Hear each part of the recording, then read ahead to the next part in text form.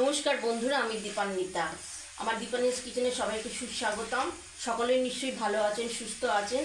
আজকের আমার রেসিপি হচ্ছে দুধের সর দিয়ে লাল শাক ভাজা। এটি সম্পূর্ণ নিরামিষ একটি রান্না। এর মধ্যে কোনো পেঁয়াজ বা রসুনের ব্যবহার নেই।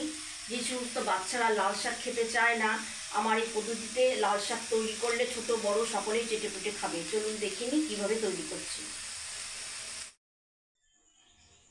দুধের সর দিয়ে লাল শাক ভাজা করতে লাগছে 500 গ্রাম লাল শাক নিয়েছি, আর নিয়েছি সর্ষের তেল, 2টো শুকনো লঙ্কা, কালো জিরে, সাধারণ লবণ, ভাজা পোস্ত, হলুদ গুঁড়ো আর দুধের সর।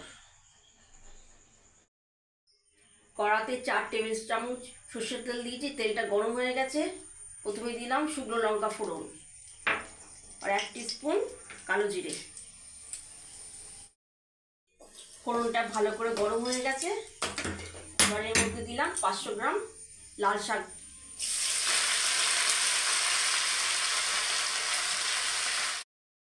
শাকটা ভালো করে কেটে বেছে 3বার ভালো করে জল দিয়ে ধুয়ে নিয়েছি। এবার এর মধ্যে দিলাম 1 টিস্পুন হলুদ গুঁড়ো আর 1 টিস্পুন সাধারণ লবণ। ফ্লেমটাকে মিডিয়াম টু হাইতে রেখে শাকটাকে ভাজতে হবে। এবারে ঢাকা দিয়ে 5 মিনিট রান্না করে নেব। 5 মিনিট পর ঢাকাটা খুলে নিলাম। এবার শাক থেকে জল বেরোচ্ছে। এবার এর মধ্যে দিলাম স্বাদ মতন চিনি। 2 মিনিটের মতো শাকটাকে রান্না করে নেব।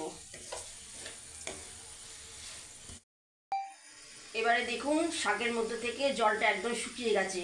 এর মধ্যে এবার দিলাম 1 চামচ ভাজা পোস্ত আর দিলাম 2 চামচ দুধের সর।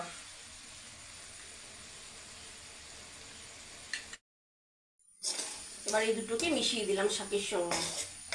এটা খেতে অপূর্ব হয়। এবার আমার দুধের সর দিয়ে লাল শাক ভাজা কমপ্লিট। এটাকে আমি একটা কাচের প্লেটে সার্ভ করে নেব।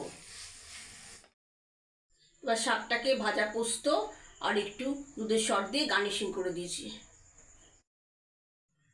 তাহলে দর্শক বন্ধুরা দেখলেন কিভাবে সহজ পদ্ধতিতে কম সময়ের মধ্যে তৈরি করে দেখালাম আজকের এই রেসিপি। বাড়িতে এটা অবশ্যই ট্রাই করবেন, আর কেমন হয়েছে সেটা কমেন্টের মাধ্যমে আমাকে জানাবেন। রেসিপিটি ভালো লাগলে একটা লাইক দেবেন, আর নিত্য নতুন রান্নার আপডেট পাওয়ার জন্য প্লিজ আমার চ্যানেলটিকে সাবস্ক্রাইব করে দেবেন। সবাই সুস্থ থাকবেন, ভালো থাকবেন। অনেক ধন্যবাদ আমার এই আজকের ভিডিওটি দেখার জন্য।